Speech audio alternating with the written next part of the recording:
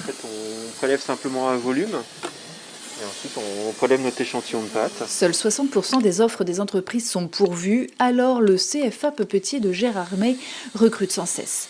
Bac Pro, BTS ou certificat de branche, ils ne sont qu'une soixantaine en alternance cette année.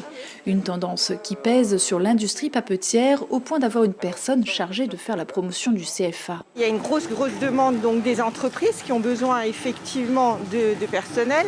Il y a les départs en retraite qui vont être encore plus lourds dans les 2 années qui viennent. Et effectivement, les entreprises qui continuent de fonctionner très bien et qui ont besoin effectivement de personnel. Le recrutement se fait à l'échelle du pays. Ce centre de formation est le seul au niveau national à se consacrer uniquement aux activités papier-carton, une exception historiquement liée à l'implantation papetière. Loucarte, Papeterie des Vosges, Norskosskog, le Nappage cherchent sans cesse du personnel qualifié.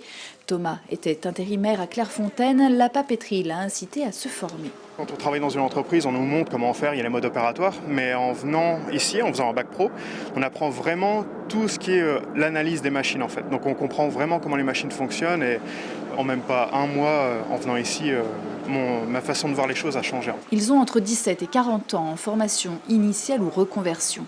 Passant outre la chaleur, l'humidité, le bruit, les apprentis peuvent choisir entre plusieurs filières. Jusqu'à présent, le centre était vraiment consacré sur des activités de production du papier et de maintenance liées à la machine à papier.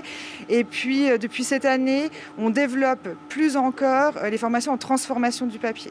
C'est vraiment une demande importante des entreprises. De toute façon, c'est la vocation du centre, de répondre aux besoins des entreprises et de s'adapter à l'évolution des métiers. 150 à 200 000 € devraient être investis cette année dans une nouvelle ligne de transformation papier. La production papetière française n'a d'ailleurs baissé que de 8,2% en 2020.